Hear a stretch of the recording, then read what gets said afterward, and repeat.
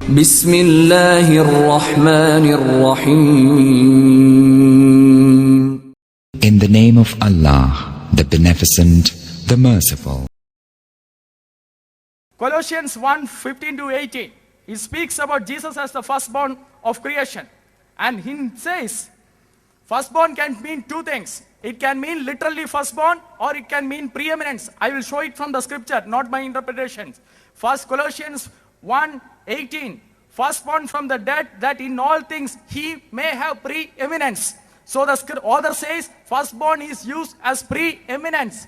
Now Jesus has preeminence over the creation.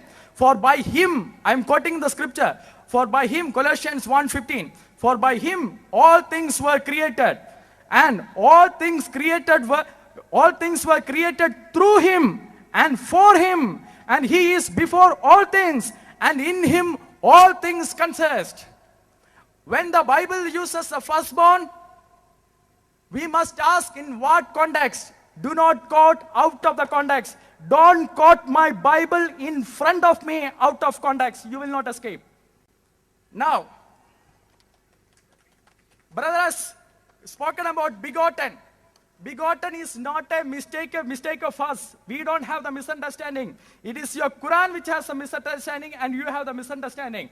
In the Bible, when the begotten is used, it is the monogeneous, the one of its kind, the unique. And according to C.S. Lewis, since he was quoting many scholars, let me also take the liberty to quote one scholar.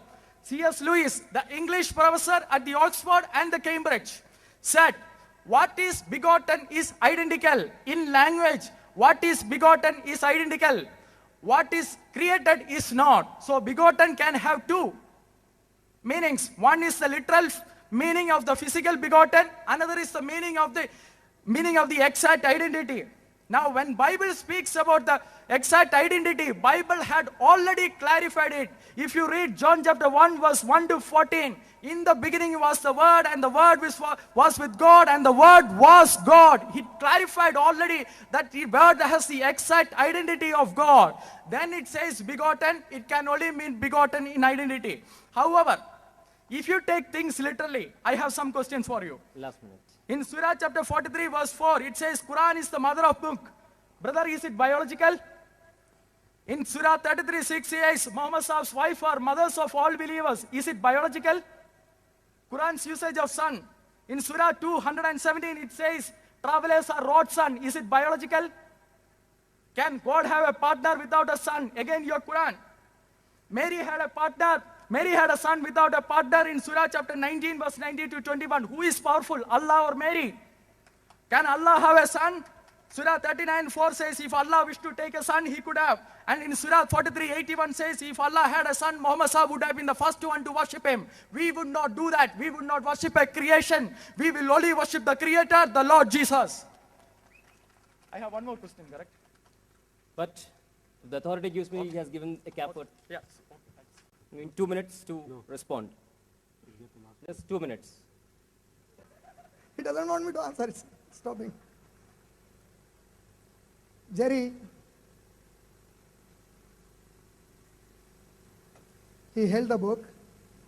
I asked him, where did Jesus in the entire Bible for one single time in his direct speech say, worship me? He didn't come to that.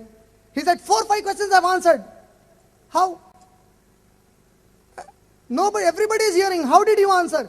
So he brought about begotten. Sir, if begotten means such a good thing, then why did your scholars of Bible throw it out of the Bible as concoction and corruption? It has been thrown out into footnote, not the word of God. Then, I didn't interrupt you like that. And begotten, according to a scholar's interpretation, it means that. According to Oxford Dictionary, it means a result of a sexual act. About Maryam alayhi salam, he quoted, Allah had begotten Jesus, Nauz Billah. Allah never said I begot Jesus. Allah made it clear in Al Imran, Surah number 3, ayat number 59, that the similitude of Isa alayhi salam is like Adam alayhi salam. Like we created Adam alayhi salam from mud, we created Isa alayhi salam also. If Allah can create one Adam without a father and mother, what is the problem to create one Jesus without a father? 1 minute. Please.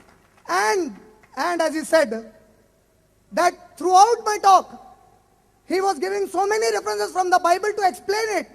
Who is writing that Bible? Did God speak all this explanation to you? Some historian writes it, somebody writes it. Matthew, Mark, Luke, and John, he quoted John 1:1. In the beginning was the Word was with God, and the Word was God. I will put it like this. According to him, Word is Jesus, God is God. So Word and God are equal. So it means in the beginning was the God, and the God was with God, and the God was God. Does it make it sense? I hope everybody will take it in the right sense.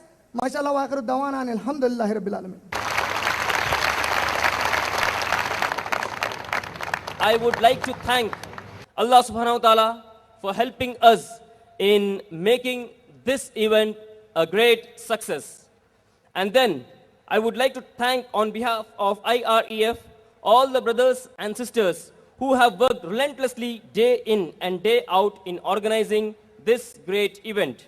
And also I thank all those volunteers who have come from Andhra Pradesh, from the different locations of Andhra Pradesh and also from out of state to make this event is organized peacefully. Jazakumullahu khair. With this, we come to end of this session. Wa akhiru dawana anil hamdulillahi rabbil alameen. Assalamu alaikum wa rahmatullahi wa barakatuhu.